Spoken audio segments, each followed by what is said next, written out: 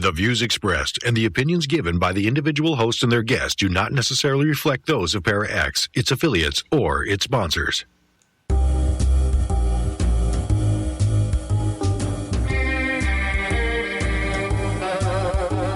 Step outside of your comfort zone.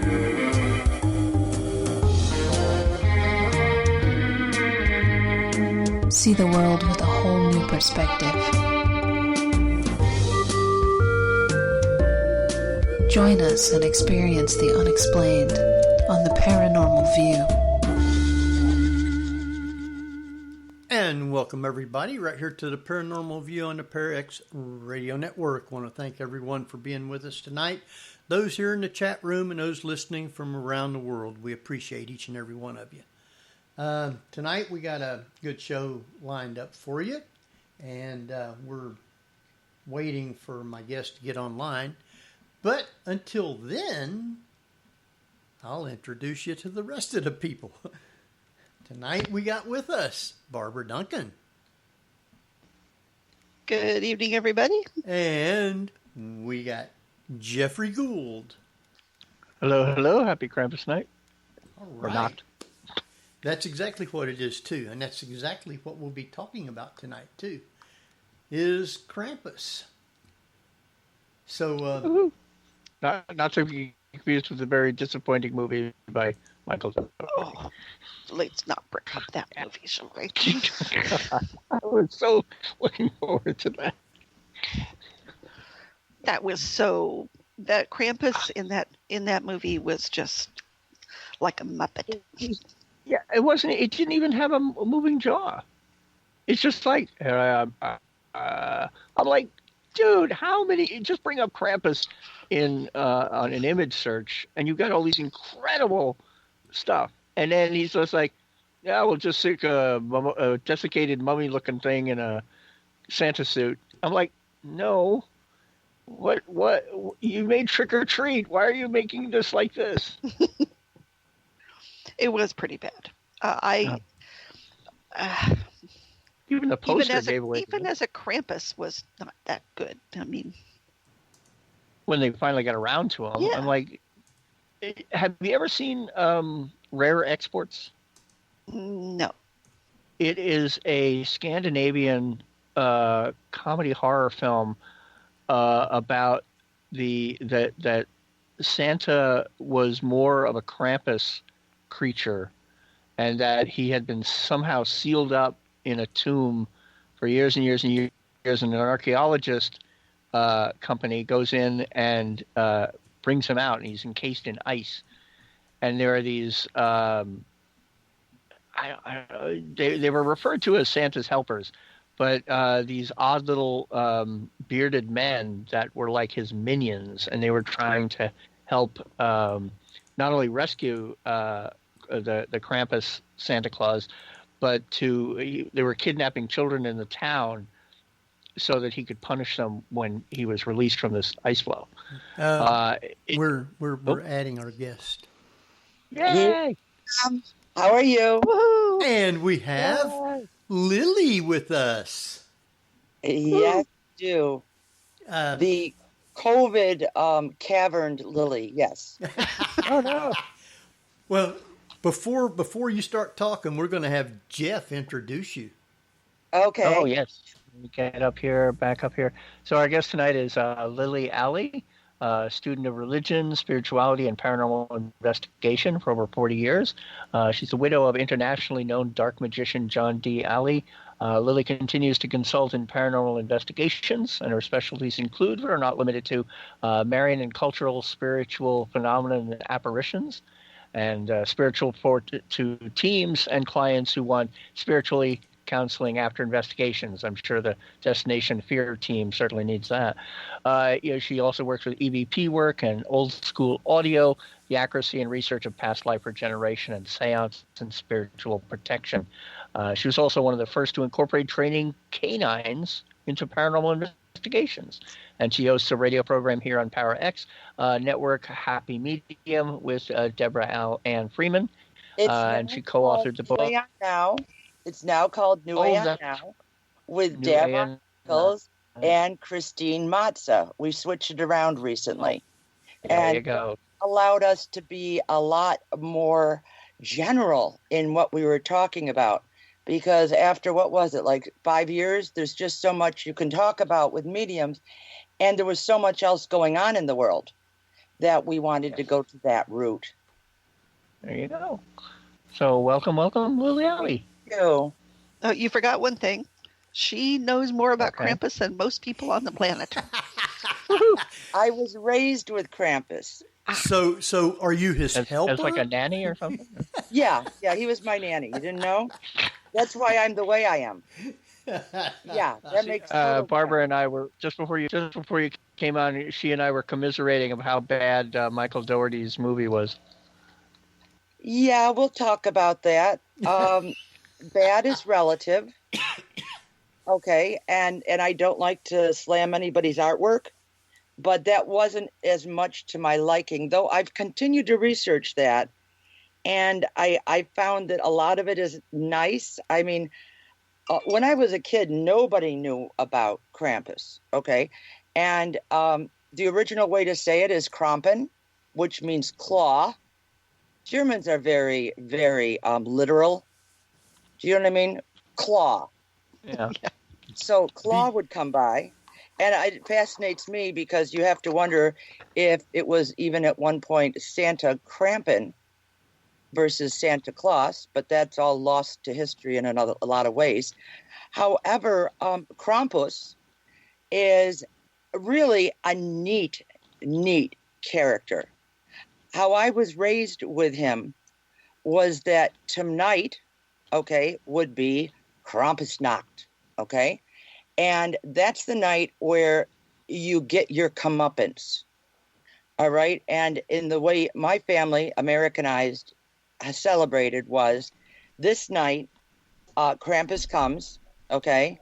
And if I'm alive the next morning and in my bed, that's a good sign. You go downstairs to your breakfast, and in your plate is either a gift or coal, or worse yet, nothing. Okay? Coal being not a good sign, you better really get your act together before Christmas Eve. A present meaning you've been a good kid, and the cost and fun of the present is even more stating not only about your parents' wealthiness, but also, that you were a better kid. And nothing means he's still watching you, which is even more horrifying if you think about it. Yeah, that's kind of, paranoid, but yeah. Now, my cousin used to get, are you ready for this? Every year she would get and she's about 20 years older than I am, and she would get a orange and nuts. So that's how they did it in the Depression. But poor Krampus, I mean, he's getting his just desserts now, but you have to remember the belief was considered fascist at one point. The whole idea of it has continually been come under fire, and really it's a tradition, if you will, where we as children, okay, and there's nothing more serious about being a German child, I can just tell you. We as children were told how we add up, okay? And it was a great way to get us to do more cleaning for the holidays, okay?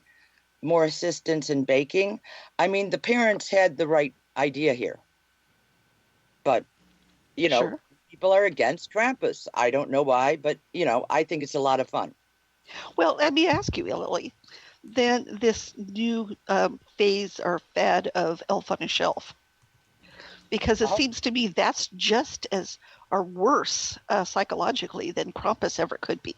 Well, Elf on the Shelf isn't going to tie you up and whip you with sticks and drown you in the river. Yeah. Okay. Depending on the memes. Elf on a Shelf is a watered-down Krampus. Yes, absolutely. No question there. And yeah, it's a little creepy. But many of us who are brought up in the Catholic tradition also had the Virgin Mary in the house. And so she was always watching too. Okay. Do you see what I mean? So depending on how the child was raised, I don't think it's going to be as frightening. But I do know some parents that did not get the results, shall we say, they wanted because the kids were constantly hiding the elf on the shelf because it creeped them out. Well, I know back in the 50s when I was growing up, I'd never heard of Krampus, and I didn't actually get into it or hear about it until I started doing this radio show, getting into the paranormal. It's gotten more popular in the 2000s. It started getting popular in the 1990s. And a lot of this is sort of our taking back of our traditions, though I was told never to discuss it because with so many things, when you're German growing up, especially right after World War II, people weren't asking about German cookies or, you know what I mean? You got Italian cookies, right? So my mother's side of the family, they took over and, I could talk about all the Italian cookies we had, but the German stuff like lefse, which comes from Norway and things like that were always Christmas treats, not so much. And again, it was the sign of the times when I was growing up, but it was also in respect, at least the way my father explained it, for we had a lot of Jewish families and I was very close to them. And he didn't want memories dredged up of, the war in Germany for them. And so this was sort of a family thing. That totally makes sense. Yeah. And my cousin's family also, they watered it down to the point where it was a gift from St. Nicholas. Now, if you can figure out why St. Nicholas would give you a gift on his feast day, okay, it didn't make sense, but then Christmas was sort of odd to me either because it's someone else's birthday and I'm getting, a load of presents. And we're always raised, at least I think, we always look at the other side. I loved the fact my Jewish friends got a different present every night because I could appreciate them. If you came from a decently well-to-do family, you had a pile of presents and you really couldn't appreciate any of them. Right. And people look at me very differently when I say to them, don't go all out. What would really benefit the child through the year, and based on your income, that may be socks. I mean, we're going to do a thing on New Aeon Now. We're doing a comedy show the week before Christmas. And one of the things we're doing is how presents may have changed due to COVID. And it's sort of funny, but it's not, but it's the way of the world. I mean, I know people who would kill for a roll of toilet paper right now in my area. So instead of the orange, you might want the, toilet paper in the sock. But that's not a lot of fun. But a cool mask would be a lot of fun. And so I think we have to change, if you will, with the times. And I think it's now nice to have diversity. But the story of Krampus, unfortunately, paints that stereotypical light where, Germans and Austrians, we tend to be very hard on our children, right? And so, and what did I used to get called in Salem? The Ice Queen. Because, you do it or you don't. And that's how I was raised. So I can see where people would be frightened by Krampus, but if approached in a family situation, you're much happier. And if you understand Krampus Lauf, which is the run, then you'll understand it's the same thing. Well, not really, but it's similar to the day after Thanksgiving, though they didn't do it here this year with COVID. But usually Santa goes around on our wonderful volunteer firemen with the truck. Right. And they that's most and towns. you get to see Santa going around, right? And so he's reminding you that he's watching out on you and it's Christmas time is here. Well, Krampus is sort of a rougher version of that. I mean, the Krampus Lauf. No, Dewey, Krampus is not at the door. Stop it. Otherwise. When you've got Krampus looking in on you, if you will, it's going to be a little more frightening. But if you were raised with it, the Krampus Lauf is hysterical. And in a village, you knew all the guys who were dressing up as Krampus, and they were scaring you, and you were loving it. It's like a haunted house, if you will. That's very true, because I was watching the YouTube videos of the Krampus runs, and the kids were laughing. They were getting picked up by Krampus, and they were loving it. They were laughing and talking to the guy, and it was rather fun. And again, if it's done in that kind of situation, I think it's wonderful. On the other hand, just some unknown gang running through the street in a Krampus outfit, okay, is terrifying. But remember, in those villages, these are the people who they know. It's usually, don't laugh, the police officers, the firefighters, the plumber. Do you know what I mean? And they have fun with this. And they scare the kids, but the kids know who it is. It's Uncle Joe over there, the white Krampus. And it's okay. But, remember, this has lasted almost 2,000 years that we know of.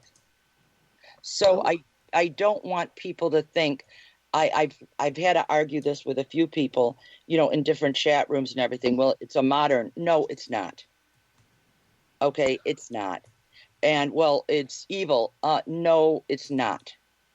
Okay, it's there to have fun. Now, what often would happen, and don't laugh, traditionally, the night of the Krampus run, okay, after the Krampus run, the guys went home, got gussied up, the mothers went home, and then there was a Krampus ball on Krampusnacht, okay? So tonight there would have been a ball. Well, now think of this logically. Are the kids going to misbehave when mom and dad are at the ball when they've just been told Krampus is coming? No. So they were able to have a nice night out. The oldest kids would babysit the rest of the kids, and it makes sense. Okay, do I think the kids acted up anyway? Of course they did. But it's sort of fun if you look at it that way. Now, you mentioned that he is 2,000 years old. Yes. So I am assuming that this goes back to the old gods and traditions.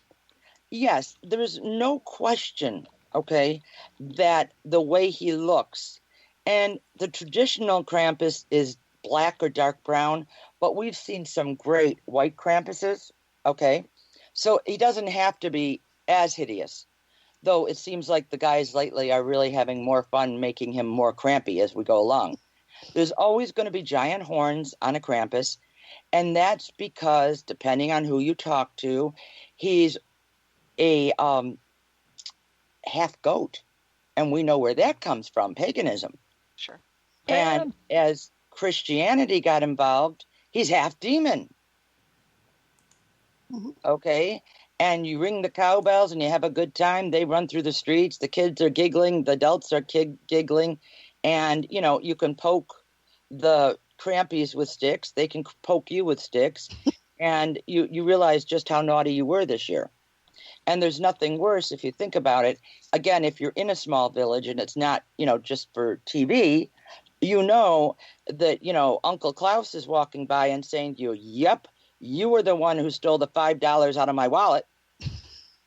Okay, now, is it really Uncle Klaus? It looks like him. It sounds like him.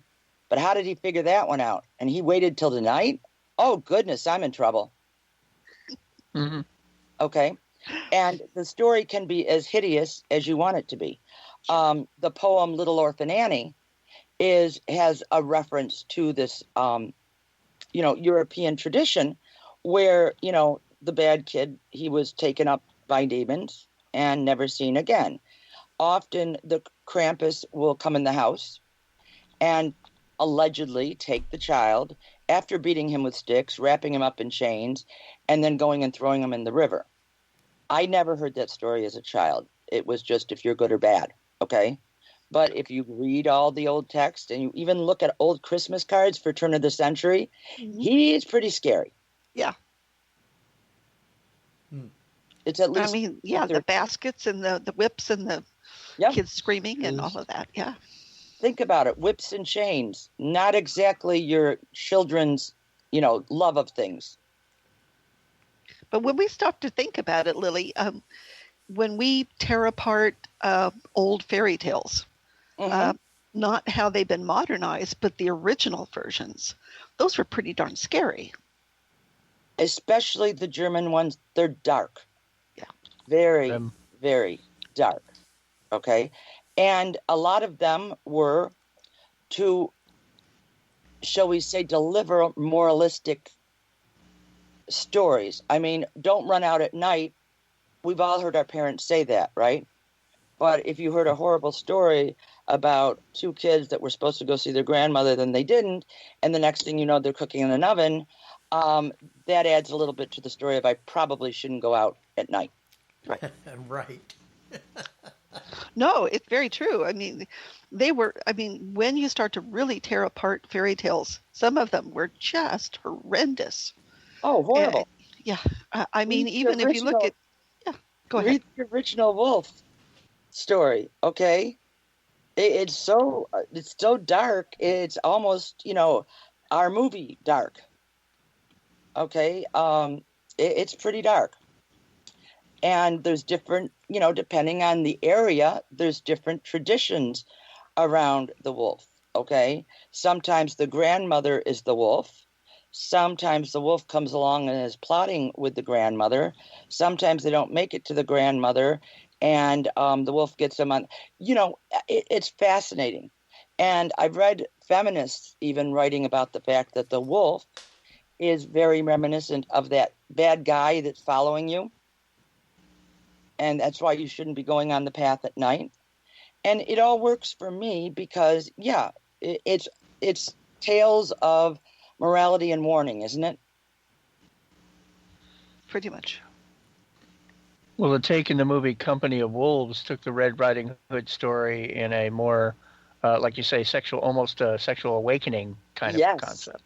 I loved that movie, by the way, but I'm weird. Oh, I love those are my kind of movies. Now, with St. Nick, remember, he would drop off candy. See, one of the big stories on this is St. Nick tonight. Now, think about it. Why would St. Nick be out on the eve of his feast day? Okay. But Krampus, working up an appetite. Right. Krampus and St. Nicholas are hanging around together tonight. They're visiting the houses. St. Nick drops off candy in the shoes of the good kids, and Krampus will deliver birch twigs or coal. And the one show, I can't remember, I think it's called Grimm, they had the best Krampus where he'd say, "You've been naughty." And it was just classic. And that's what the problem was. So remember, if a misbehaved kid can be beaten, can disappear, stuffed, and die in Krampus's sack, or hauled off to his lair to continue to be tortured or eaten and kept in a cage or taken to be drowned. It's not, you just want to be careful with that. And you have to wonder, this is the dark side of Christmas in so many ways, okay? And there's always been, it's the dark half of the year. So there's always going to be, before we had Netflix, thousands of years ago, okay, before toilets were invented, we had, stories. We've seen this in the Celtic belief, where many stories were passed down, and to be a good storyteller really upped, your status in the community. So think about it. The story is what we've got here. And the story is preparing you in later years for the joyous Christmas. But in order to enjoy the joyous Christmas, you have to be prepared spiritually, and so you better be a darn good kid. So this really does follow the Catholicism follows it very closely in that you're sort of going through the dark side, the purgatory, in order to get to the paradise, right? I see it as that. However, the tradition says that Krampus is the son of the Norse goddess of the underworld, Hel. Okay, H-E-L, for those who are wanting to write it down. I don't know why you would, but I'm just saying one L. Now, during the 12th century, the Catholic Church got angry at Krampus, okay, because they felt there was a real resemblance to the devil, which there was, okay? Well, they're devil anyway. Right, and so that was a problem. Then in 1934, Austria's conservative Christian Social Party tried to totally eradicate the folk practices regarding Krampus. But as you can imagine, it was just put underground. And then you would find, I have an ornament, and I have no idea where my father put it, so I continue to look for it through the Christmas stuff. But I have an ornament of Krampus, the bad Santa, that's probably over 150 years old. And those are the things, they did get that right in the Krampus movie, by the way, because many of us had ornaments on the tree, okay? But, it's frightening. Refugees who have moved recently to alpine towns, they've stated their concern, and some towns consider taming the horror, but this is very, very normal for them.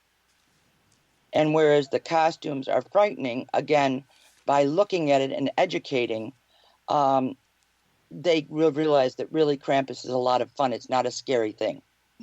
Okay? But you can see cultural traditions of which you have no point or reference, it can be very scary. And that's not part of something that we really want to do with kids. Well, I mean, we were talking before about the movie Krampus, but that kind of had like a Krampus who looked sort of like a Muppet. And to me, it was kind of dumbing down the whole Krampus tradition by kind of making it mellower to a certain degree, and trying to scare people at the same time, which really didn't work. No, I agree with you. Part of that problem is what like I say, there's some beautiful scenes in that. To me, the most frightening scene was the last scene. I don't want to spoil it for anybody who's never seen it. But there, it's a modern take on Krampus. And you got to remember, it was the first one, though the William Shatner Christmas Horror Story is so much better in terms of a horror movie and a Krampus aspect. Mm-hmm. But, it was based on a legend that has never really found its way on the big screen. And it's also fun. It's also well done. Some people will say it's family friendly. I don't know about that. Okay. If you really didn't know who Krampus was, I don't know how you'd benefit from the movie, especially the grandmother, who I was particularly touched with. But, going through. Now, one thing that there is about the movie is that Max, who's one of your child there, imagined the events, okay? And so that's the first version of this, if you will. You follow that? Where it was all just a dream? Sure. Think of it like St. Elsewhere's final. Sure. That, I get that. But then there's this other twist that somehow, because they've been naughty, Krampus isn't going to let them go. And the whole idea of Krampus was, unless you were a hideous, hideous person who was out to kill people in your later parts of your life, you were more to be scared. And I don't feel that there was a lot of stuff in there that I thought was a little mean-spirited. And that's what bothered me. Very true. It also, when we look at Santa Claus, for example, the modern day Coca-Cola Santa Claus versus the Saint Nick that was more traditional, were completely different looking individuals and completely different persona, in my opinion. Yes. Now, if you look at the Coca-Cola Santa, which now, for me, that's my Santa, right? That's what was brought up with in the 60s. Sure. But the Coca-Cola Santa actually was a mistake of ad executives, because when they translated some descriptions of Santa Claus, they saw him as a portly man. And if I remember correctly, the word was not portly, but a man who could transport himself, be able, like for us, we might say, not, coordinated. Because remember, he would have jumped down the chimneys. And yet they saw it as this fat, jolly man. And it was really Coca-Cola that changed our life in terms of what Santa looks like.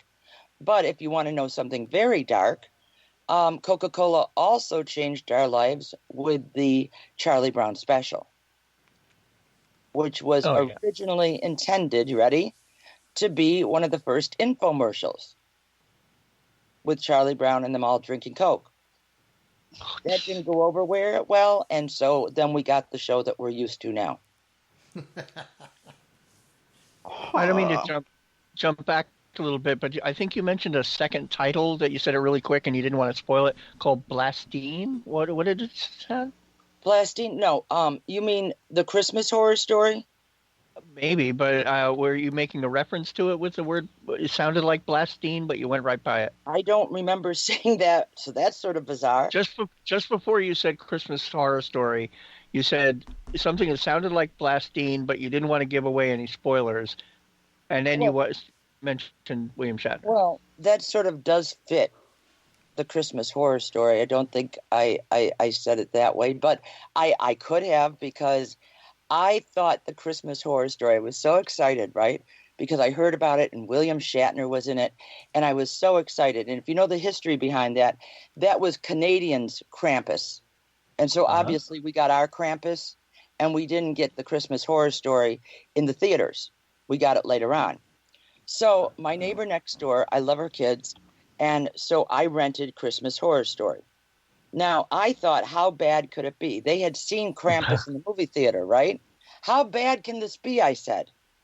Okay, so after watching it with them, two wailing children, I realized that it probably wasn't the best idea.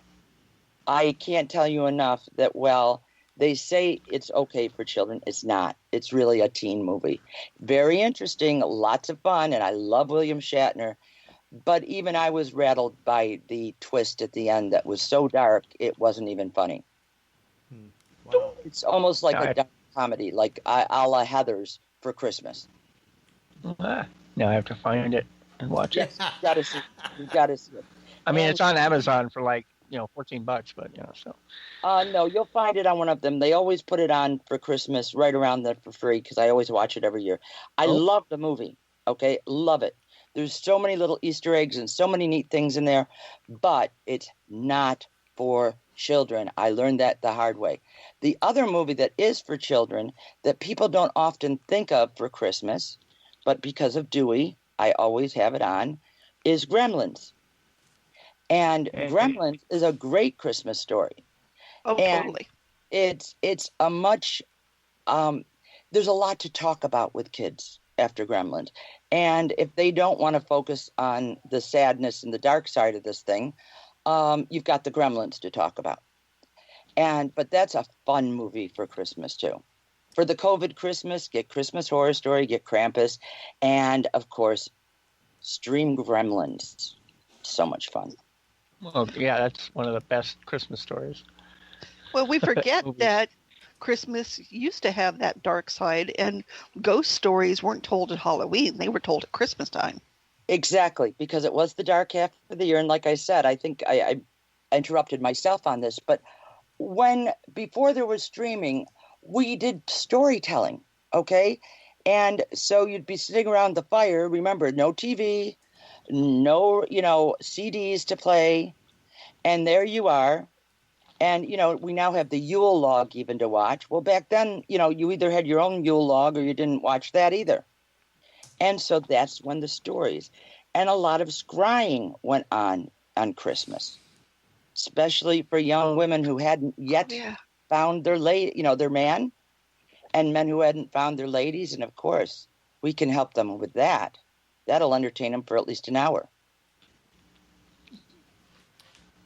Now the article, and some people forgot the reason, and maybe you can discuss it too, that reason why Santa comes down the chimney was because that was the portal for spirits to enter a house. Yes, excellent point. Yes.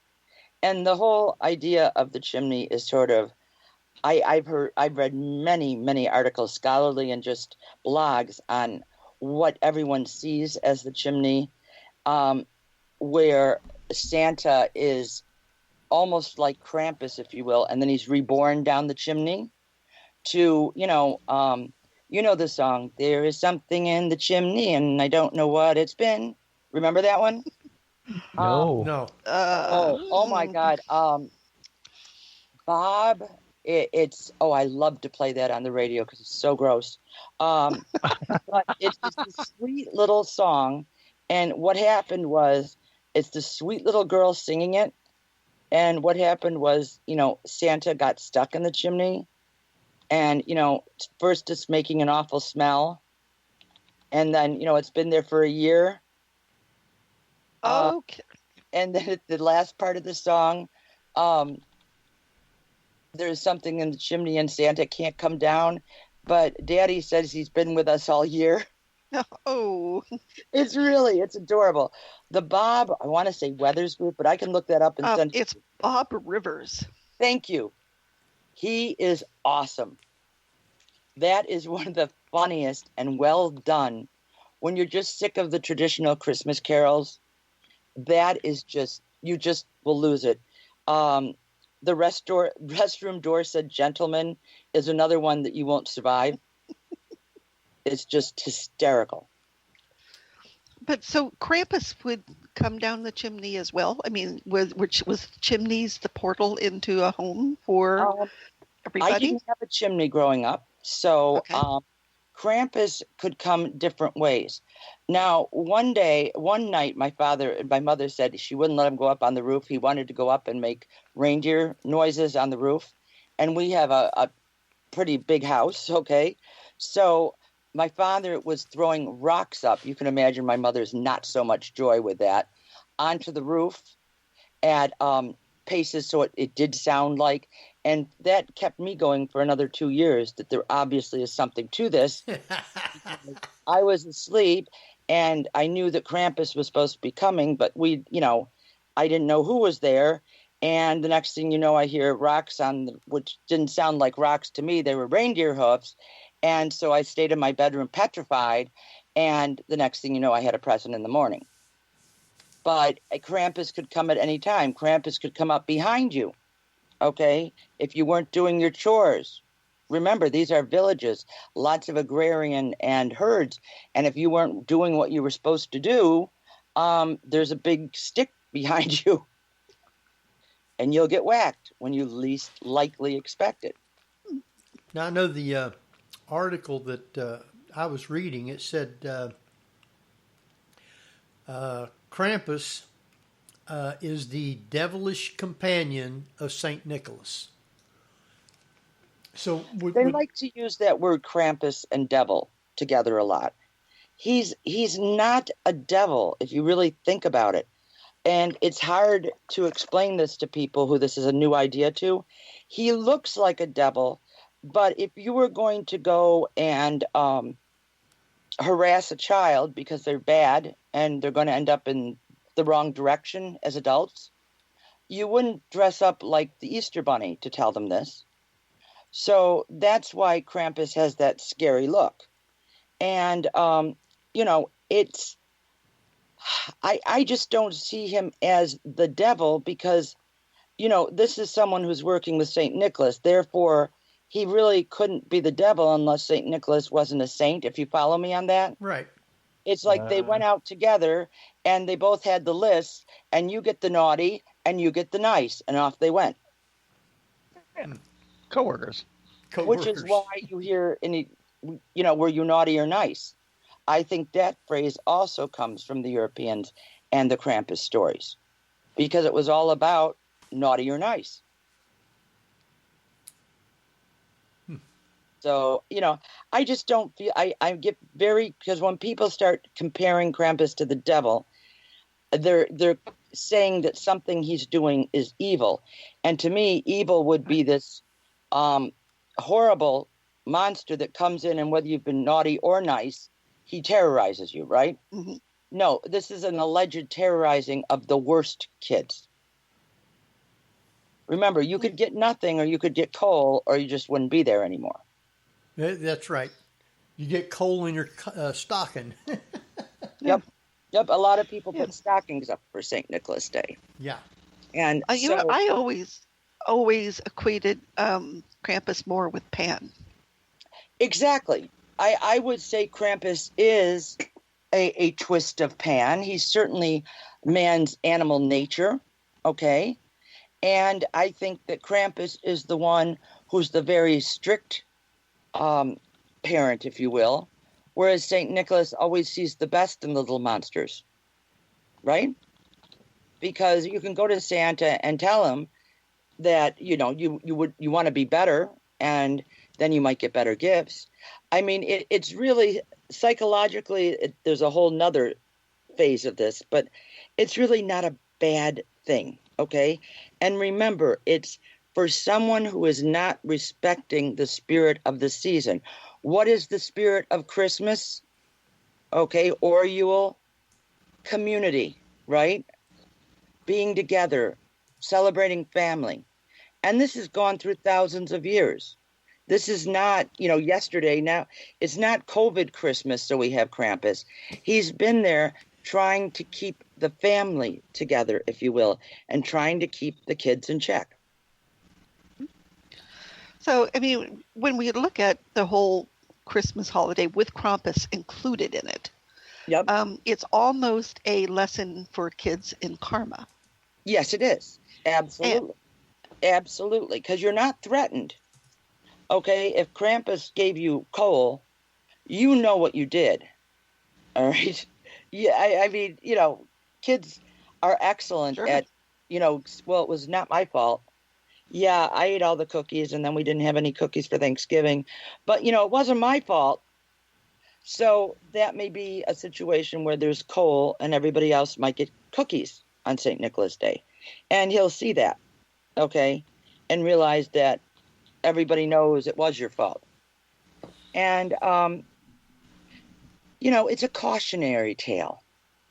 And really, Krampus is there for respect, appreciation, and the holiday traditions and values, and even further, the community tradition and values.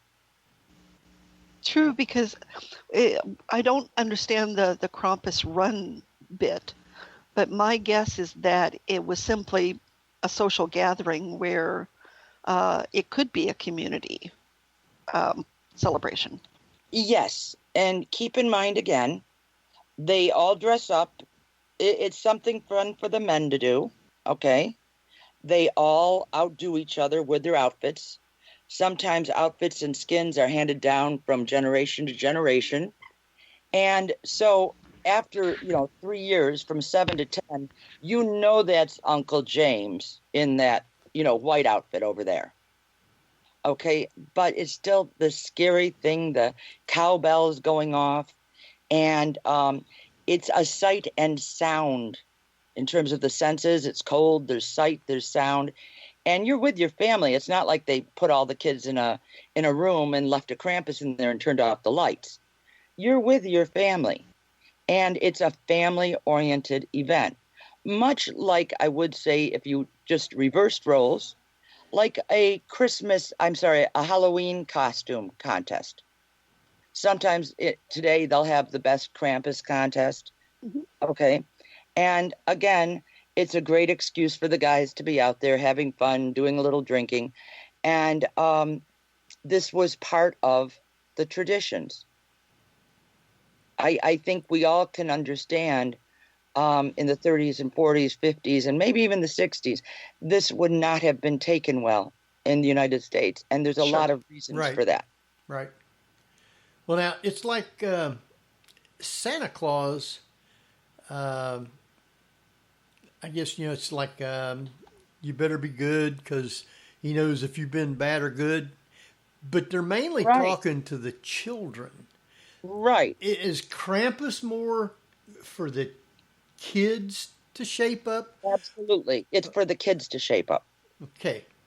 I'm sure you could really scare your wife or husband by putting some birch twigs by the bed and then say, "Oh, kinky! Wow, Do you have something to tell me? But really, it's for the children. And it's, if you know kids who've been brought up with this, they laugh and giggle and they like Krampus.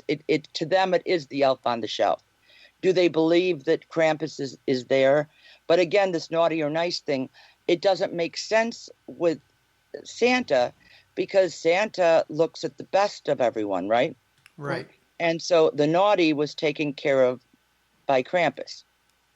Now, just to give you another thing, because it's COVID Christmas, as I'm calling it, okay, if you really want to get into movies, check out Mother Krampus. I know, it's not the best movie I've ever found, but it's based on the myth of Frau Perchta, a witch that comes on the 12 days of Christmas and she abducts a child every night. So there's different takes on this. You can hear about Black Peter, depending on the different cultural traditions in the area. But there's certain, all through that area, okay, in the Western European area, and in Eastern Europe too, in some places, there are these, shall we say, antagonists to the all good Klaus. So are they still doing this a lot in Europe? It's growing, but as a tourist thing. Okay. So, you and I would probably love, if it wasn't COVID, to go to Austria and see. Many of the places have international now visitors to watch the Krampus Loft. Okay. And I'm for that, and I'm against that only because, remember, these are community events. Okay. And sure, it's a great way to get tourism, except with COVID. But, you really couldn't have the long tongue and everything coming over at you. No. For safety with COVID. Right. But, yeah, it's there, okay? And it's now here. I've heard of Krampus runs and Krampus parties in New York, Massachusetts, Florida, California. I think there was one in Texas. And I think there's one in Minnesota now. Hmm. The Krampus ball. Yes. Yeah. And, the whole idea, if you ever saw, the one thing that reminded me of a Krampus ball, if you will, if you've ever seen Rammstein's, oh my goodness, what is Du riechst so gut? You smell so good? On their video, they have one of those balls. And it's really cool, the way they put it into the story of a werewolf. Ooh, I'll have to look at that one now. Oh, it's awesome. So you want the original, not the other one. Okay. So is Krampus still popularized in Europe? Yes. As far as the kids? Yes. Yeah. There are more Krampus books than there ever have been. Remember, before the wars, it was popular. You would get Christmas cards with Krampus on them. Okay, the wars happened, and, this was pretty well put under the cover. And now it's coming out more. I think we are becoming less of a society of fear in terms of, you couldn't have witchcraft circles the way they do in Salem. Right. 40 years ago, right? Right. But I always worry that they hoodwink Krampus into something that he's not. He is what he is. He's not out to steal children. And one of my friends said, "Is that the German way to get rid of a bad kid?" Keep the receipt. Tried to explain that really wasn't the story. I mean, if I were writing a book about Krampus, I've always wanted to write, don't steal my idea, people, but you can if you really want to, is that the parent takes the bad kid out, right? Wraps him in the chains, throws him in the river because he's just a very bad kid. And then the mystery, did Krampus do it? And, developing the characters. So some of them are believing it. Do you know what I mean? That it must have been Krampus because this kid was a terrible kid.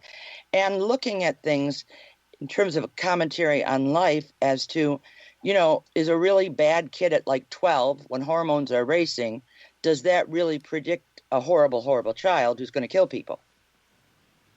And so that's what I've always thought with Krampus. You don't make it, I think, if anything with Krampus, it's the fun of his tongue and the horns. And he's just, I'll tell you someone who I bet you don't think was based on Krampus. You ready? Yeah. Okay. Gene Simmons. No, Gene Simmons might be Krampus in real life.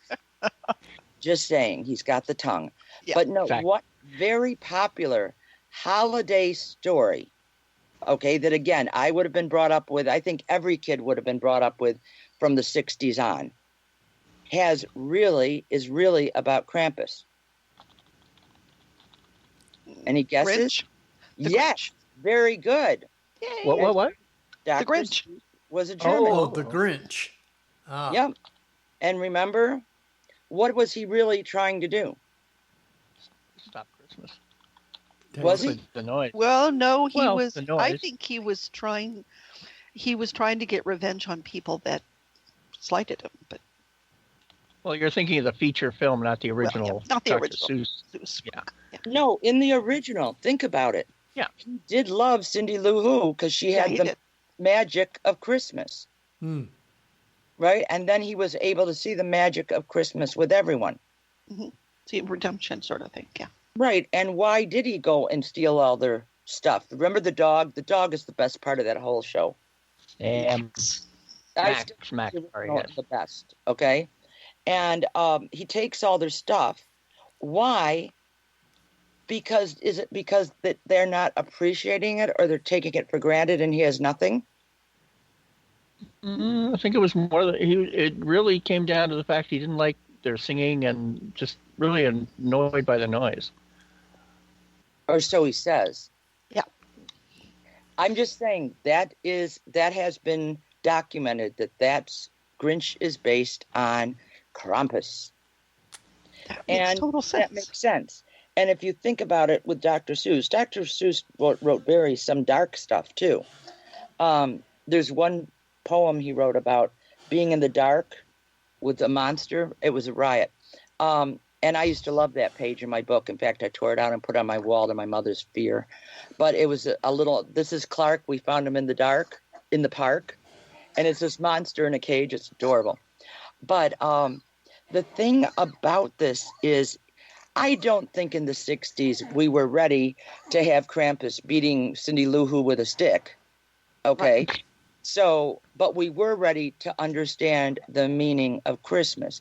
And that poor Charlie Brown Coca-Cola tale, if you really, I cry every time I watch that one because it's so emotional for me when Charlie Brown picks the most pathetic tree, because that's how I was. I always wanted like the broken reindeer. Do you know what I mean? Right. And Okay. the broke, because nobody else would take it, and it deserved a home too. But, I don't know if that's being an only child or what the deal is, but I felt sorry for those that might be alone at Christmas. So I would always pick the crappy tree, and my father would yell at me. So that's like the island with the misfit toys. I loved the island with the misfit toys. Okay. And I still want to know what was wrong with the doll. wasn't I've it never something understood. The about little she didn't- dolly seemed perfectly fine. Right, but she didn't cry. She wasn't happy. She cried or something. I'd have to see it again, but there was something wrong with her too. Yeah. Whether she didn't And- Yeah. cry at the right time. But yeah, I loved Misfit Toys. And that talks a lot about, again, a cautionary tale, isn't it? Mm-hmm. And the Bumble, I mean, talk about adorable. Oh yeah. The Abominable Snowman, yeah. But see, I look at Wizard of Oz as one of the greatest tales of all time. It's my favorite movie of the whole world, and I love the books. Which and, one? he comes from my hometown. L. Frank Baum? Oh, okay. Yes. We also have, that's Pugsley choking to death. He gets all excited about drinking his water. He's the pug. And then he's choking to death after he drinks it too fast. But we have a house here in Fayetteville that's now the Gage House. And that's where he lived for a while. But he was originally from Chittenango. Here's some trivia for you. And in Chittenango, in the sidewalk, we have a yellow brick road. Oh, Wow. So, they have, I don't know if it's still open because of COVID, but we used to have a beautiful Wizard of Oz museum with all the original books and everything else. And it's really, for someone like me, it's really fun. Now, just to let you know this, my cousin had to go to see a therapist because she was so afraid of the Wicked Witch. And I was so thrilled with the Wicked Witch that now I have my flying monkeys, which are my little gremlins. But, everybody takes it differently. Wow. Well, Margaret Hamilton and I became friends the last few years of her life. She only lived in New York City, and she was very sweet, and she was really tiny. But it was really cool that she and I were both correspondents, and when we saw each other, she called me a friend in front to one of her friends. She referred to me as a friend of hers. Well, I am honored to be talking to you because I think without her, that would not have been a good movie. Everybody looks at, the three, and I mean, to me, her and the Cowardly Lion, as you know, that was switched around Bert Lahr. too. Bert Lahr, yeah. But Bert Lahr was cast as the lion. Scarecrow.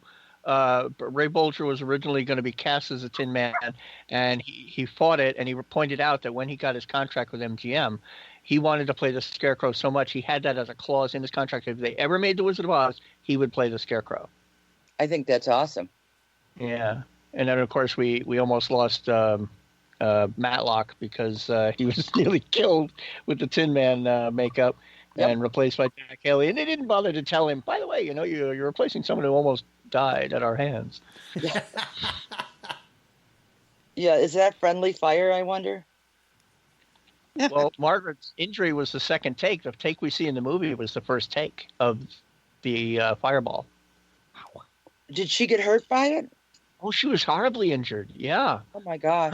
When she went down the second time they did the second take, something it went off like a fraction of a second too soon, and it caught fire at the end of her broom and the brim of her hat. And she was very and of course the makeup was copper based. Of course. So it was like insanely painful just to remove that. And she was on bed rest for a time, and one of the studio heads called to say, ask how she was. Unfortunately, either her agent or manager or somebody that she knew grabbed the phone and just reamed the guy, saying, you're lucky she doesn't sue you into a billion pieces, because she later thought, it's possible it could have been recording it, and you say, how are you? And you automatically say, well, I'm fine, or something, to avoid a lawsuit. Yep. But fortunately she had someone to belay that. Wow. Well, I think we don't appreciate what happened with Michael Jackson after his little fireball incident. Oh yeah. The pain involved. Can you imagine? Awful. Wow. But I still want a flying monkey. You want a flying monkey? I know. I love that. I have countless photos that I save that I repost where they say, flying monkeys, scaring the daylights out of people since 1939. Yes. That to me is one of the most wonderful powers, but I don't know. I just think, if we don't have magic in our lives, and I'm not talking about being a witch or a mage or a shaman, I'm talking about the simple magic that is life and the rituals and traditions that we hold dear. There is something magical about Krampus night. There is something magical about Christmas Eve. And, even when you take the religion out of it, it can still be so emotional and spiritual. Mm-hmm. Okay?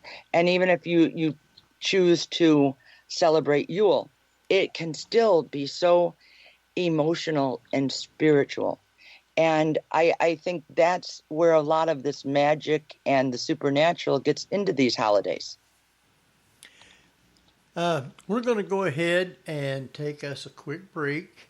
And just to let you know, Lillee, that your mic will be live, so don't say anything.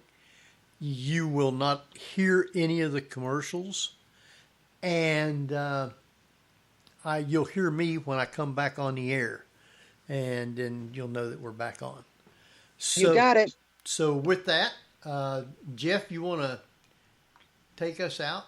Yeah, you're listening to The Paranormal View with your hosts, Henry Foister, Barbara Duncan, and myself, Jeffrey Gould, with tonight's wonderful guest, Lillee Allee, talking about Krampus. So stay tuned for more of the Paranormal View after the break. Whether you're listening at home, at work, or anywhere, thanks for making Para-X part of your day. Your source for everything paranormal, Para-X. And welcome back, everybody, right here to the Paranormal View on the Para-X Radio Network. I want to thank everyone for being with us tonight, those in the chat room and those listening from all kinds of other places. Tonight we got with us Barbara Duncan. Good evening, everyone. And we have Jeffrey Gould. Hello. And speaking of listeners from everywhere, Barbara, where do we have listeners at tonight? Oh, they're coming in from all sorts of places tonight. We have the United States, the United Kingdom, Scotland, which is part of the United Kingdom, sorry, Canada, Puerto Rico, and Norway. Oh, wow. We got all kinds of listeners tonight then. Oh, yeah. And they're probably shaking in their boots hearing about Krampus. So we have with us our great guest, Lillee Allee. I am here. Yeah, I knew she'd be back. Now that Skype is finally behaving, yes. What was it? Was you having problems? It did earlier. That's why I was late. But I wanted to just give you some facts on Krampus, something that I thought was really important. Peter Jelovich, which is a professor of history at Johns Hopkins, he was quoted in the National Geographic as pointing out that, he believes that it may be the horned god of the pagans, a pre-Christian Alpine tradition, which would bring about Faunus, and would bring about Pan. But by the 17th century, Krampus was paired up with St. Nicholas, so they were the dynamic duo. And the reason why the German immigrants kept it such a quiet celebration between families was the fact that many people did and would confuse Krampus with the Christian devil because of the hair, horns, hooves, and fangs. Now, it was also forbidden by the Catholic Church, as I talked about earlier, by fascists in World War II Europe, who believed that Krampus himself was a part of the Social Democrat politics, if you can believe that. And that's why they outlawed Krampus. And Austria tried to ban the beliefs in the 1930s through the 1950s, also for political reasons. But today, he's becoming very popular in the United States. And we have even had last year, I think it was, and well, certainly not this year, I have to keep saying that, but there have even been a Krampus Con happening here in the United States. There has been, but I don't think that the Krampus is caught on here to actually scare the kids. I think it's more of an adult thing now. It's more adult time. It's more of adult fun here. Mm-hmm. I don't think we have enough gentlemen who want to spend their hard-earned bucks to make Krampus outfits and dance around in the street in the afternoon. But let's talk about that a little bit, because modernization of Krampus, there was lore going on, or at least some stories, that Krampus also abducted loose women and immoral men. Yes. And, that was another thing but that wasn't, it sounds good, okay? And again, that's a great story for a teenager who might be going awry and running amok. But, I think that would have been quite the wonderful excuse if you wanted to get rid of your wife. Oh, well, she was pretty bad, and Krampus came. I saw him last night. He was hoofing around, and he took her. I don't know where she went. So I don't want it to be seen as an excuse for foul play, if you will. Mm-hmm. Krampus is just fun. You now can still get them on postcards, I hate to say it, but Christmas cards, dolls, shirts, and mugs. And I even have heard of, I haven't found it yet, but there's even a stuffed Krampus, which I thought would be way too much fun. Was that your ringtone? Samantha's nose? Yes. Yes, that's my ringtone. That's Samantha awesome. knows. My ringtone is the TARDIS, but that's okay. There you go. See? That is the way that I am. And just so you know, Idaho KrampusCon will be back in 2021, it says. Okay, beautiful. So we can go back to KrampusCon. If, there's so many things out now. They've got comic books. They've got a whole bunch of stuff. There are adorable comics on YouTube, and some of them are really good. And there's even Krampus songs, which I don't believe there was in the beginning, but now you can hear, I love Krampus, I love Krampus, yeah, yeah, yeah, yeah, yeah, yeah. It's true. Well, there's Krampus poems galore. Yeah. Yes. And I find that interesting as well. But some of them are obviously very modern. Some of them look like to be a little bit older. But yeah, he seems to, and correct me if I'm wrong, but you can go to various parts of Europe and find a lot of hidden statuary, which seems to be Krampus related. There is even a Krampus related, I say it's Krampus, but there's a Krampus related statue on a building in Albany. And it's so obvious to me. But we've never been able to find out for sure if it is Krampus. But we're working on that. Huh. Well, it's interesting because if you look at statues or facades of the Green Man, for example. Yep. He also has that look. Absolutely. So, but the Green Man does not have the long tongue and the twigs. Yeah. So that's the only way you can tell them apart, to be honest with you. If they have a batch of twigs in their hand, it's probably Krampus or chains. And don't you always wonder in the early English stories where chains were rattling? Right. You have to wonder, did that really come from thoughts of somebody dying in a, dungeon in a castle, or was it because Krampus walked around with chains? Okay. Well, yeah, in the Scrooge story, yeah. Right. Yeah, Christmas Carol is not, shall we say, it turns out okay, but it's not a happy story. Not at all. No. It's sort of scary. And it was. And the reason for it was I was bad, and this is my eternity. So don't you do that, or this is the way you'll be. Yeah. And again, a cautionary tale. Yeah. And keeping the Christmas season sacred. And you can use that word sacred in any way you want to fit that story, because for some, it was traditionally a time to give to the poor. So they could have a Christmas too. And, especially the English stories are rife with people who were not kind to others, and so they got their comeuppance. Remember that word when you were a kid? Oh, yeah. You're going to get your comeuppance. Yeah. Yep. Well, now, back in the olden days, Krampus was awful big in Europe as far as really with the tales to scare the kids. Is it really big there now also scaring the kids, or has it kind of went mainstream for adults to party on? I think it's both. I think, the Krampuslauf, again, though it's becoming a big tourism thing, I wish that would stop. It's become a great tourism thing. Yeah, but I think that it's also regarding the misbehaved youth. Okay? And, again, you will see in villages the mayor or whatever may be dressed as Krampus. And if he sees a bad kid, they may get a little swat with the birch sticks. They don't fool around. You've all seen the videos, right? They're pretty scary, but they're fun. Yeah, some of those are, especially the night runs. Yes. Where the illumination of the fire, because they are carrying torches, it's amazing. Just amazing to look at.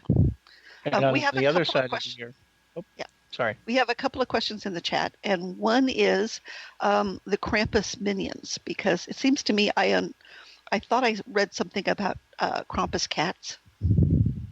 There have been various tales of wolves and cats And again, those are add-ons that may be from a particular family or a particular area. But yeah, can you imagine Krampus cats? Well, you got the Yule cat, which is a Scandinavian cat that attacks you if you didn't get clothes. Right, and look about the Yule goat. I don't know the Yeah, Yule I haven't goat. heard Is of that that like Black Phillip or? No, the Yule goat was just a nice thing. They had a Yule goat. Oh, Really? I'll Yeah. look up the Yule goat. And what about Pete? Black Pete? Black Pete is a whole nother story. Uh-oh. Black Pete is a version of Krampus. Okay, but remember, he's not exactly the same. And I'll give you an example of this, okay? But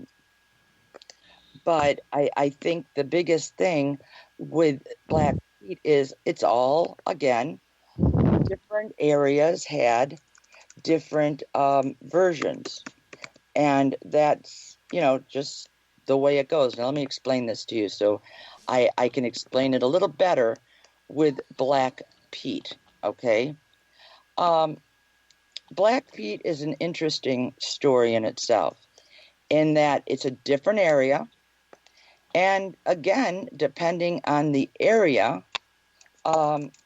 you're going to see a different reaction. Just like with Krampus, you're going to see a different side of things. And there's nothing wrong with that, but it's going to be a different situation, if you will. So not every Krampus is going to be black. Some areas, they're going to have him brown. A lot of them refer to him as looking like a goat with a big, big tongue. Okay? And, that's a possibility too. But when you think about it, there's a lot of parts of this dark Christmas that have affected people throughout the ages. And I'm going to tell you about down the chimney too. Now, Black Pete is actually, he certainly hasn't taken over in the United States because our society would never allow this. Okay? It would carry a lot of different issues for us. Basically, he's a jovial servant, and he is terrifying, and he's played each year by a Dutch man, are you ready for this, in blackface.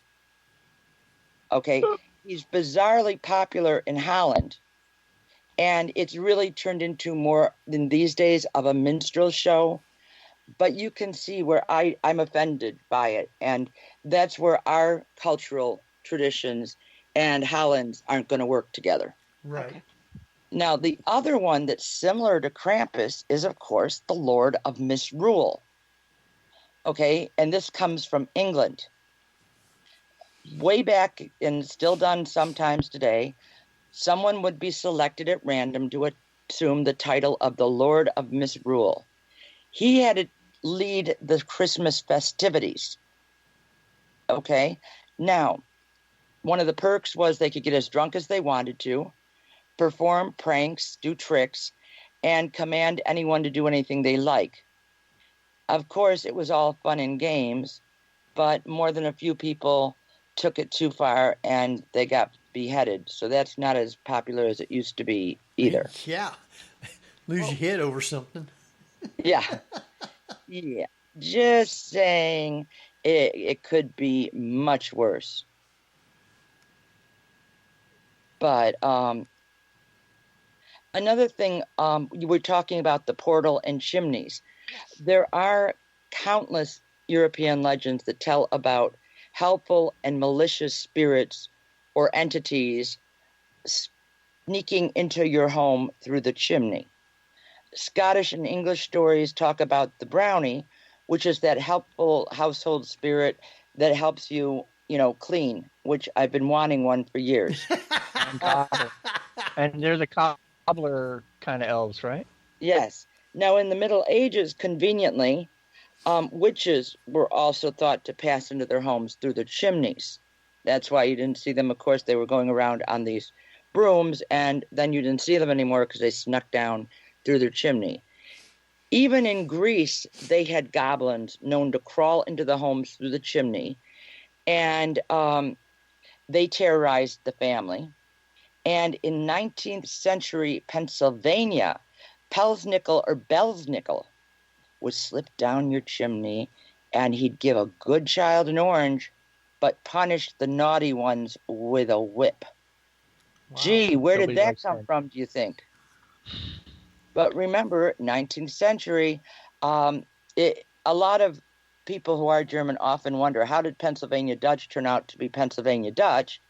Well, they created their own culture, if you will, so it's now Pelsnickel or Belsnickel, and you got an orange or you got a whip, your choice.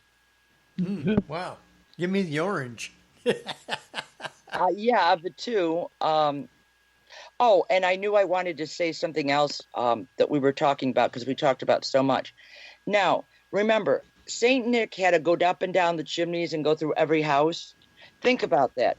You're not going to have some fat, sloppy guy being dragged around by these poor little reindeer, okay?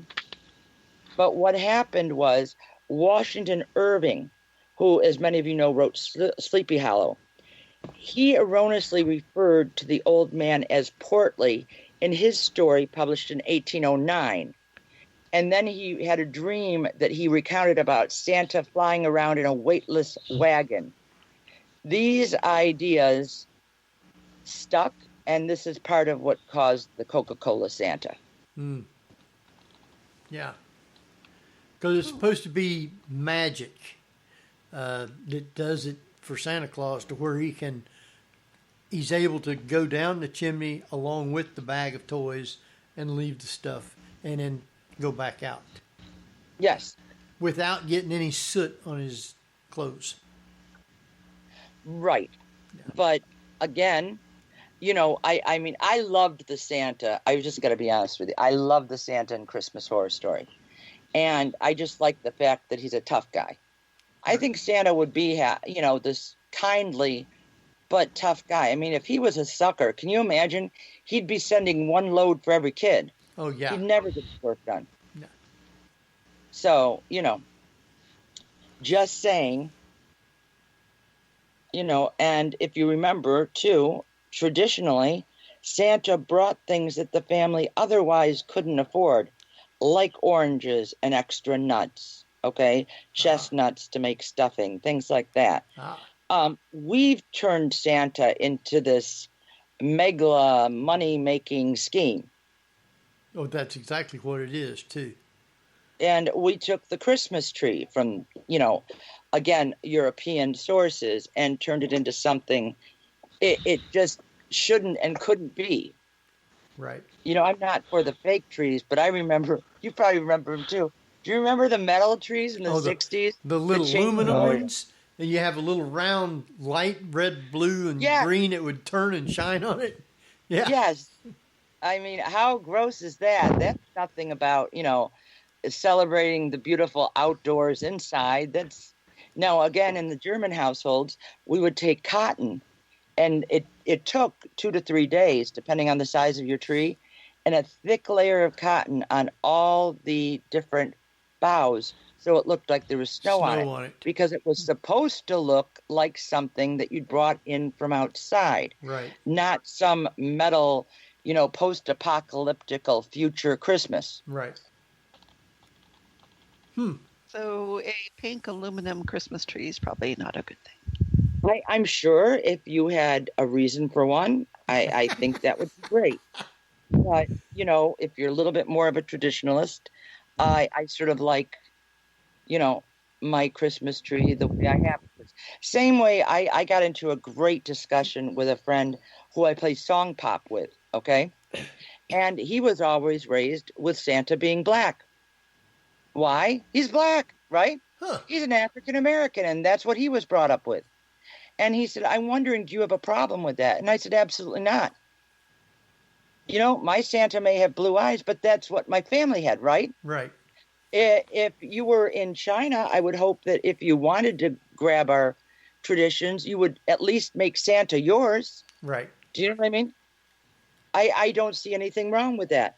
And so to me, we all have to check our own stuff at the door and say, if we're going to be diverse, allow everyone to have the Santa that works for them. Right. That's true. As well it should. And please, no blackface with the Black Pete. I think that's just, I mean, I get it, but that's something that, I don't think anyone's going to say that's really diverse and great, and let's start doing that. Well, do you think that with the situation with COVID and all this introspection and whatever, that people are starting to dig out the old traditions and revisit some of the characters that were involved in more of the ancient traditions? I would hope so. Okay. And one of the things I'd love to see, and this is just me, if you have a fireplace, burn a nice smelling log, you know what I mean? Do your own Yule log if you want to. And do something different this year, only because what I'm hearing from my friends is their kids have made lists of Netflix and Hulu shows that they can all watch. And I keep saying, make it family-oriented and make it fun. Make it something like, for example, even at Christmas, Wizard of Oz does not cause any problems and makes everybody smile. Do you know what I mean? Right. Sure. But you have to be careful. On the other hand, to me, I think board games are a great opportunity. When was the last time you saw families sitting down to a board game? And I think that would be fun. Those are the things that, a lot of talking was done when you were playing gin rummy or playing board games. And by the mid-'70s, at least in my family, after Thanksgiving, everybody cleaned up everything quickly so we could go to the mall. And I still don't know what the mall has to do with Puritans and the Mayflower, but whatever, right? But we all did that back then because they were finally open. Okay? And the one thing COVID can maybe teach us is that while it's fun, I mean, nobody can say that going to a mall and hearing the Christmas carols and seeing Santa, I mean, it's magical, right? There we go again. Right. But on the other hand, if you think about it, it's also a little bit mercenary, a little bit money affected, because the best gift to me would be something that wouldn't cost a lot but would mean so much. Yes. Yeah. Okay. I'll tell a sad story, but an interesting story tied to that, which it was the last Christmas before John died. And we were at the house, and my parents weren't well. So he and I went out to dinner. I still have the pictures very close to my heart. And we got all dressed up and went to a restaurant right around the corner from our house. Okay? Beautiful restaurant, all dialed up. And he said, this is about all I can do tonight. I wanted to go out and get you something, but I couldn't. And I said to him, this could be our last Christmas. To being together is the most awesome thing. Yeah. I can hold these memories. I'll lose a locket. I can break a ring. But you can't take that memory away from me. True. Okay. And how many times have I heard parents say, if I hadn't been working all the time, I would have really enjoyed my kid more when they were 7. Well, that's the one thing you really have to think about, because they're never 7 again. And by the time that you've got time to spend with them, they are grown up, running around, and they're never with you then. Yep. Cats in the cradle, right? I was just going to say that. Yep. That's it. Yeah. And we all say that. Well, there's time, right? And I learned, unfortunately, very quickly that we had to live every day like it was the last, because there was no time. Right. And you begin to appreciate the little things more. Okay, I had one woman who's no longer my friend actually telling me, he didn't buy you anything and that could have been his last Christmas. Oh, yeah. Okay, And when you're dealing with people that are like that, I think of the Grinch. Yep. Okay, is that all it's about? Is going to the, and there's nothing that he could have gotten because he couldn't walk as well at that point. He would have just gone to get anything, and that's not what we want. We want something special. So I tell everyone, COVID or not, there are many times you're not going to know it, but it may be the last Christmas you see Aunt Zelda or, Uncle George, and try to make the holiday the most positive you can with the people you can have at your house. Right. And do something memorable. Yeah. Even if it's going outside and looking at the sky. Do something that you've never done before. That's the spirit of Christmas. You don't have to think. I mean, I used to love going to midnight mass. Why? Because it was so different, right? Mm-hmm. Only time of year you can do that. So that's what I suggest to people. Though I love Krampus, make the Christmas work for you. Yeah. That's like. Well, I mean, this year there's you can drive around and look at Christmas lights, and don't forget, folks, on the 21st, look to the southwest. It'll be Jupiter and Saturn, the only conjunction in 600 years, and it's going to be beautiful. Now, you say you look to the southwest? Yes, at night. Okay, at night.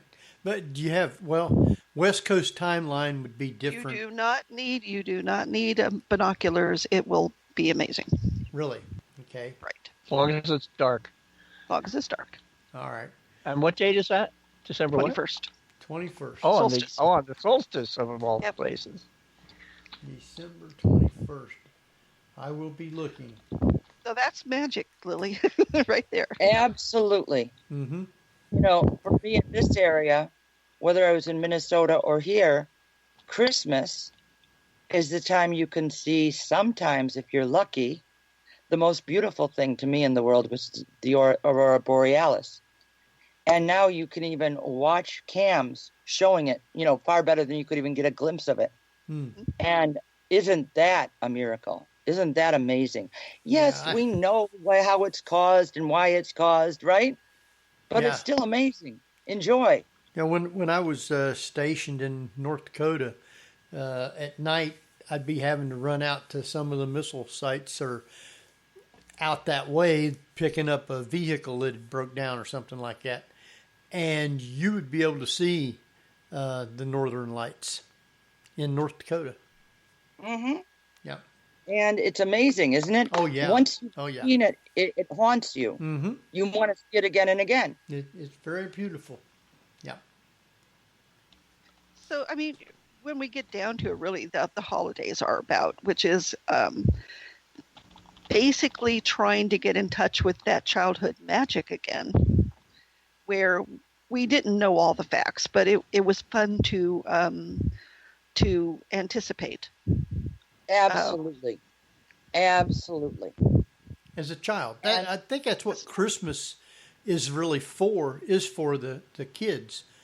So in Europe now, is it still so much Krampus, or are they bringing Santa Claus into the factor?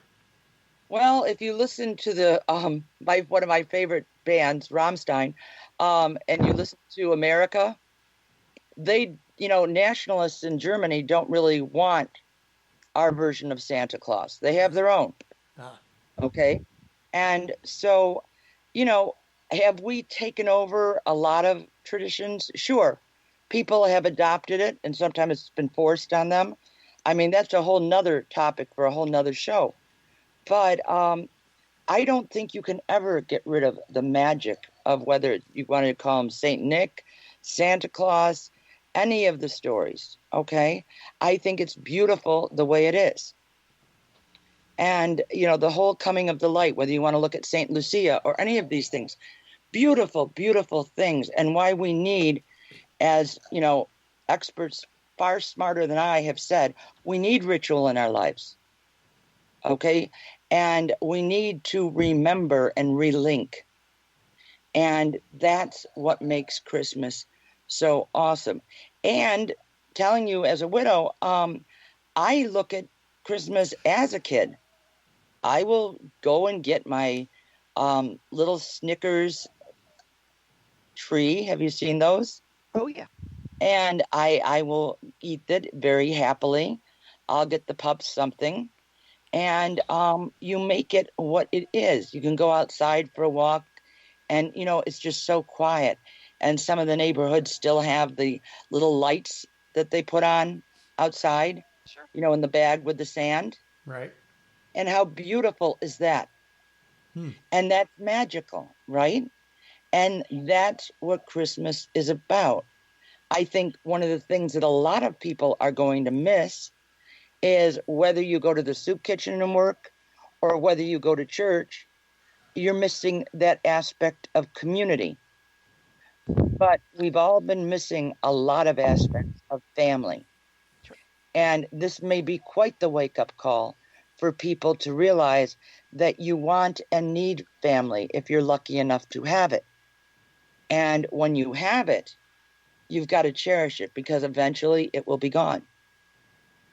Yes. And in case people is wondering, Barbara wants a Christmas tree of peeps. That's an peeps interesting build Christmas tree. A Christmas peep. Yeah. The Christmas peep, yes. Yes, the Christmas peep. Alas, I there are no holiday peeps this year because of COVID. So Really? No. Yep. Huh. I seen some somewhere. I know I did. there may be some old ones around there, but they're all in production now for the spring peeps. But Wow. But think of it this way. If you've waited this long, yeah, Easter peeps are going to be good. oh, I don't eat them, but No, she Oh, don't eat them. You just like to look at them. I photograph them. Yeah. Okay. Get on Amazon. I'm sure you can find some. Take pictures Oh, of it. yeah, I'm sure. Yeah, I don't know if I would eat them if I got them, last year's peeps. Yeah. Just Go saying, stale they for might be a little breakfast. not tasty, might be a little hard, but each to his own. Very much. But yeah, it's interesting that in a day of modern technology, that everybody knows Krampus is not real. Right. But we still need him to a certain degree because we need that association of life, right brain, left brain. We need fact, but we also need the ideal. Yes. You say. Well, I'll give you another example that I think is huge. Okay. How many of you left out milk and cookies for Santa? Back when Anyone I was do that? little, Yeah, probably. Okay. Did you ever come down and find the cookie bitten? No. Oh. I had parents, so yeah. Yeah. Okay. No, I would often find the cookie bitten. Okay. Now, whether they let the dog bite it or they took a bite themselves, I don't know. But the cookie was usually bitten and the milk looked like it had gone down. Probably the cat got some milk that day. But I'm just telling you, think about it. Once you're 10, it's all out there, right? Oh, yeah. But when you're 5 and you leave the milk and cookies for Santa Yep. and you find a bite, it makes you wonder. Mm-hmm. You'll argue with your older siblings. And remember, parents encourage children to leave the cookies because that way, and this was started, by the way, during the Depression, that you should also be grateful for the things you're given. And giving was just as important as receiving. Yes. Okay? So it sounds like a cute little custom. Oh, we'll leave cookies for Santa. But there was another tale for children. Yeah, I would eat all my cookies. Even the ones you left for Santa? There probably wasn't any left to leave for Santa. Poor Santa. No, really. But Krampus never. I mean, the Krampus never had offerings left for him, correct?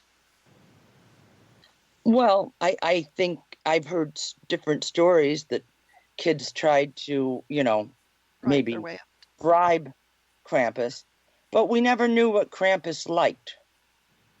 Do you know what I'm saying? Maybe you could leave a beer for Krampus, but I never left anything for Krampus. I was hoping that I would end up with St. Nicholas, and I really didn't want to find a little thing of branches on my plate. So yeah, no, it's almost like, think of it this way, it would almost be like welcoming him in, and you don't want to do that. Okay. So no bribing your way out of trouble. Yes. Now, do either of you know the story of why we have stockings? That's where they would leave, I guess the early kids, that's where they would get their presents at, was in the stockings. Before that, what caused it to be stockings? Well, that's usually where didn't- they would dry them out Yeah, by the fire. Right. But this goes back to the 4th century. Ready for the story? I would assume they didn't have a tree, and so therefore they just had stockings. Well, there would always have been a tree in the Bavarian area, because that was pre-Christian. Oh. But in the 4th century, a bishop overheard an elderly man crying. He didn't have enough money to supply his 3 daughters with a dowry. Now, this is from Donald Dossey's book, all right, on holiday folklore.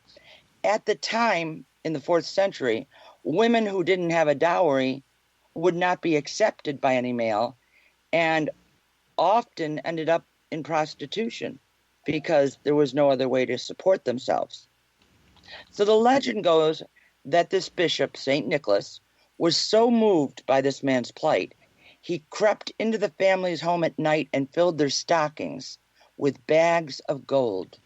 Wow. They had hung up their stockings by the fireplace to dry. The 3 women and their father lived happily ever after. The bishop would later be anointed St. Nicholas, the patron saint of children, and one of the inspirations for our today's Santa Claus. Wow. So all I've this never time I found should have gold in hung my up the stocking. Yeah, I'm with you, Lillee. I never had that either. Yeah, I haven't found gold in my stocking yet. There's always a chance. I don't know. I've got my stocking hanging up already, but I don't think there's anything in it. Well, yeah, it works that way, doesn't it? But I think that's an amazing story, but how many kids don't know that story? I didn't know it. Don't know that's what it came from. Yeah, I didn't was know it. this year's old when I found that out.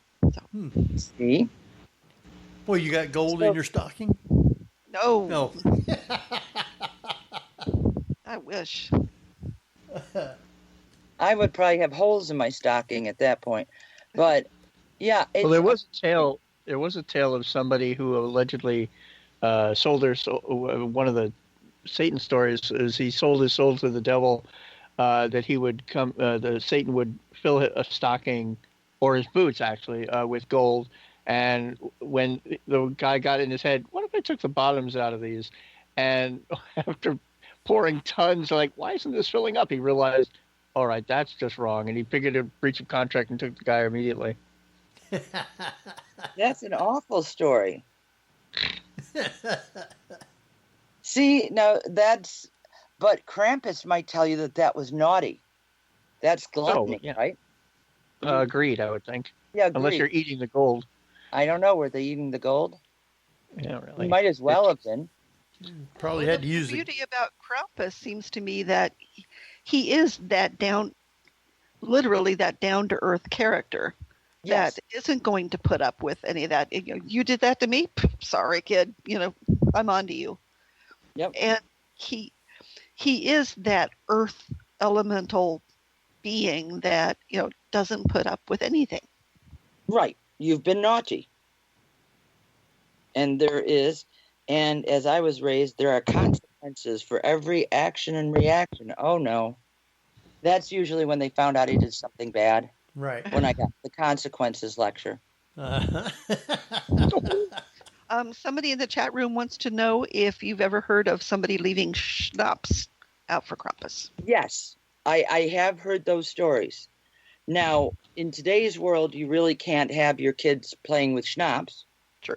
But in Germany, it would be a lot easier for children to be around beer. It's just a different culture again. Right. And maybe Russian children leave vodka. You never know. It's schnapps and ginger cake. Yeah, ginger cake is always good. Our gingerbread men. Oh, yeah, true. Wow. Very true. But it's almost the dichotomy of Krampus versus Santa Claus, because you have that down to earth. This is what happens when you do bad things, but you need to aspire to the Santa. Right. Because remember, Santa, based on St. Nicholas, was a man who gave his all for his community. Right. Okay. So these are lessons, again, of the golden rule: do unto others as you do to the as you would have others do unto you. do unto you. It was funny because I was talking with a young person recently, and I said, remember the golden rule? And they said, what? Leaves of 3, let it be.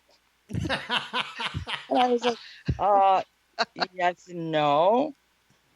And, so sometimes we do need to reiterate certain things. And, if anything, COVID has taught us, it's that do unto others as you would want to be done unto you.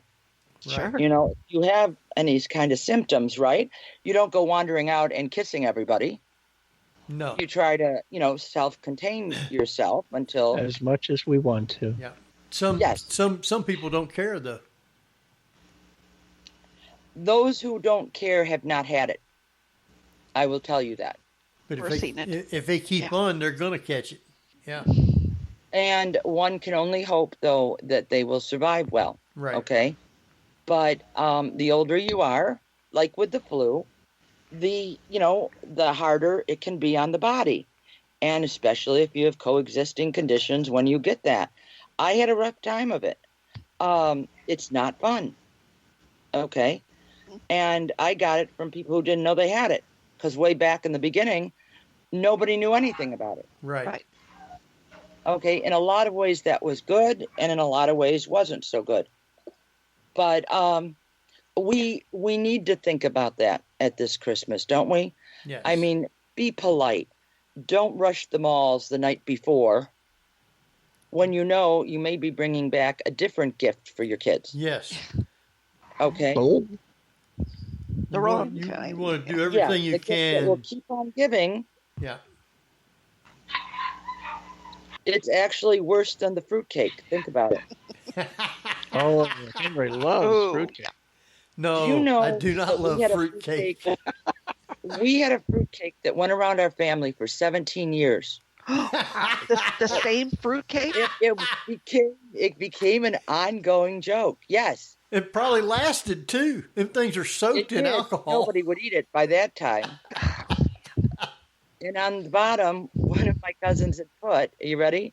Originally given to by, and then the next one, and the next one. Oh my. And it was just hysterical because one aunt loved these fruitcakes. And next to mince pie, it was the most hated thing that would ever come in the door. So one of my cousins decided that this would be the gift that keeps on giving. Yes. And inevitably, it would be given back to the aunt, who would then gift it to someone else. And so, remember Hot Potato, that game? Oh, There yeah. you go. Yep. Oh, boy. Became a performance art piece. Yes, it did. And it was hysterical. But, I mean, it really, and these are the things. Your family can make traditions. Don't think you have to go on the originals. Oh, yeah. You can have funny, happy traditions. You will be making memories for your kids and yourself and, your relatives. Be creative this Christmas time. Well, every family has their own version of their own traditions. My Dad's family had what we call the walnut story, which was a family tale that my grandmother told every Christmas, no matter how often her kids said, "Mom, we know this. We know it by heart." And I grew up with the story, and I knew it by heart as well. So whenever we refer to something that a tale that one family member constantly retells, we just call that a walnut story. Oh, that's awesome. Yeah, that doesn't work so well when someone has Alzheimer's, though, when you get the same stories. Is that like a whole bag of walnuts? No, the story goes is that my father was the middle of 7 children. They were they were not affluent in any way. And that one Christmas, they rushed downstairs to their stockings, and all the kids were playing with what toys they did have under the tree. Uncle Bill went into his stockings and he pulled out like a toy train. He put it aside. He put a little toy boat, put that aside. And finally he reached down to the very toe of the stocking was a walnut that he pulled out and said, "Yes, that's what I wanted for Christmas." And my grandma would tell that story every year as though no one had heard it. And they're like, "Oh, we know this story." Oh, that is adorable. Thank you for sharing that. That's awesome. Yeah, I have that on my website. I have a glossary of weird stuff in my life, and walnut story, the story every family tells, and I related it, and I actually wrote it up in haiku. Oh, very cool. Wow.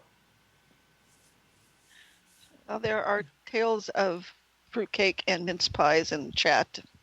I have never gathered in courage to eat a minced pie because I simply just don't know what it is.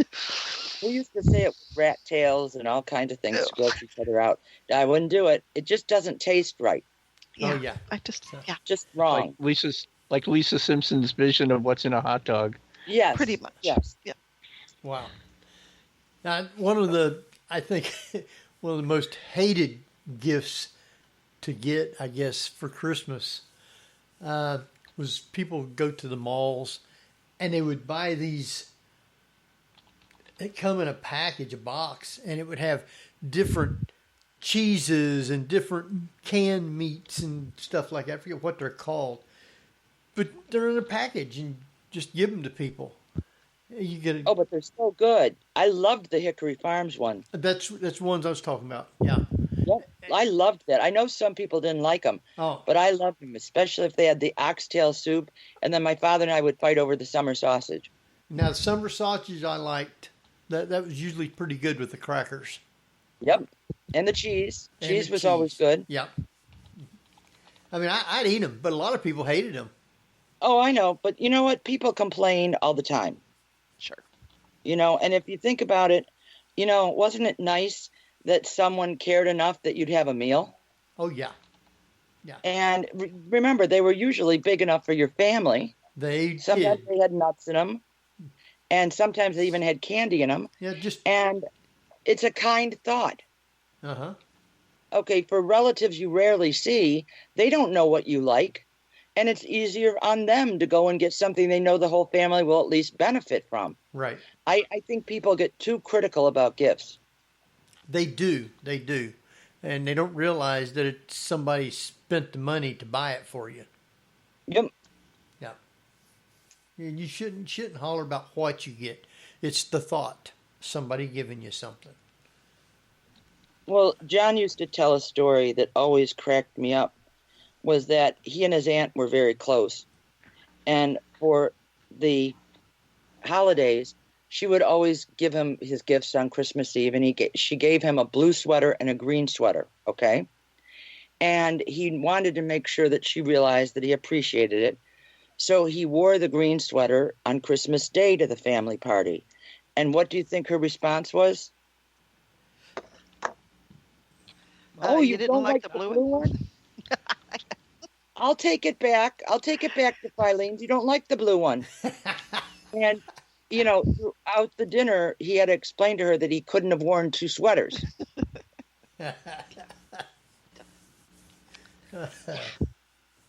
Wow. Ooh. So 2 hours went fast. What time frame did Krampus operate in? Was it always before Christmas, or was Krampus a year-round thing? Krampus could be whatever the family wanted, but in my family, it was clearly just the night of the 5th. Okay. A lot of families, it was the night of the 5th. But the story can work. Remember, you're trying to get your kids to behave until Christmas Eve. Ah. So if you need babysitting from the older kids, if you need, more work in the field, whatever, this is the time, get it done because you've got control. Advent is actually prevent. Yes. Very good way of putting it. Yes. Prevent them from being bad. Yes. You'll have at least a month of not so much crises. Ah.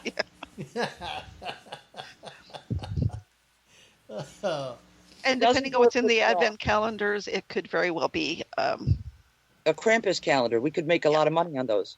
Oh, yeah. Wow. That would be kind of cool. We got to get with Marla and think of ways we can do that. Okay. So I'll tell you, Krampus, I've tried that with my dogs, and it doesn't work. Oh. Yeah, I got 2 kitty cats. Nothing bothers them. No. I tell them, why are you doing this? Krampus is coming. Yeah. And they look at me and what? Cesar? Yeah. Do I get something to eat? Yeah, bowl. All right, our time is running right on down, and I want to thank you for taking the time to be with us. I'm going to let you tell everybody, because you do a show here on ParaX Now, and I want you to tell everybody how they can listen to you and what the show's about. Oh, you're so nice. Thank you so much. I'm so honored to be on. I do New Aeon Now with Davron Michaels and Christine Motza from 10 to 11 on Thursday nights, and that's Eastern Time.